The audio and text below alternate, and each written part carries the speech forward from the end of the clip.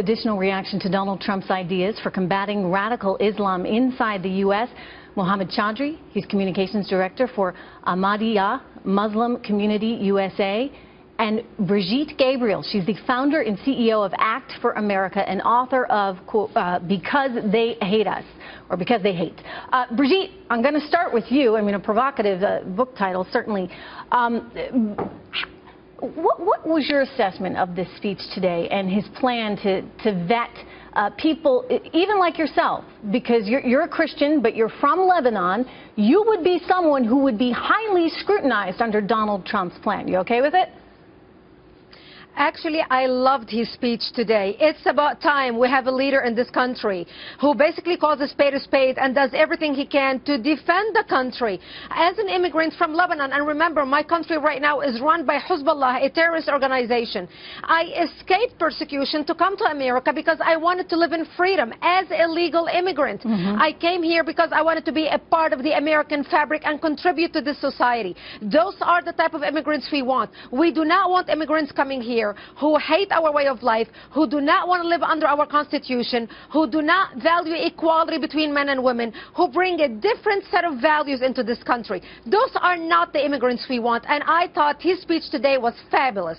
And of course, a lot of people are going to take issue with parts of it, in part, Mohammed, because he effectively is saying, look, if you are Muslim, or if you're from one of these countries that practices Islam, we are going to look at you more carefully. How do you react to that?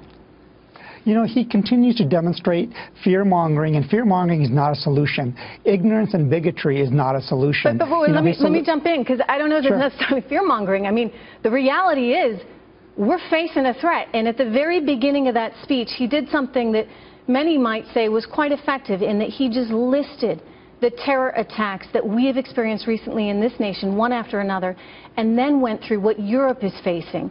And so there's a reality there, which is not necessarily about fear-mongering. It's about what we all feel given this threat. Well, there's two problems. One, he needs to do his homework before he comes up with a solution. First, he needs to join me in visiting a mosque and seeing what is Islam versus extremism. He needs to meet with Muslim leaders like the Khalifa of Islam, His Holiness Mirza Masroor Ahmad, the largest Muslim leader in the world, to understand what he's doing against this. What the issue here is, if it's not fear-mongering, 97% of the people that these extremists kill are Muslims. So this is not Islam versus Christian versus Jews. Ask you this, how do you fix it? And that was one of the principles of his speech today as well, that we need to call on the Muslim community and work with the Muslim community to get the Muslim community on board to fix this. How do you change it? That's a great point. And the campaign we've launched in America is called True Islam. True Islam takes 11 points that these extremists use to manipulate religion to radicalize youth in particular. And we have the counter-narrative, the counter-ideology, like he talked about today. The counter-ideology is these 11 points. I invite Donald Trump to endorse these 11 points, like freedom of religion, like having equity with women, like no terrorism. So we have a campaign in place in America where we're inviting Muslims and non-Muslims to come join us. And that's how we're going to provide a counter-ideology. The only people that agree are the extremists and the Islamophobes that this is religion. This is not Islam. Well, Brigitte, you want to respond to that?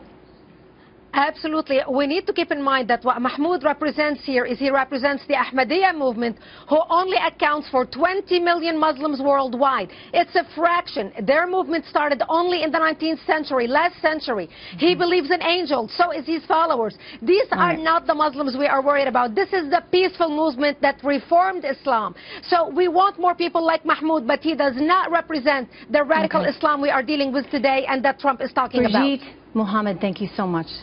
Good to have you.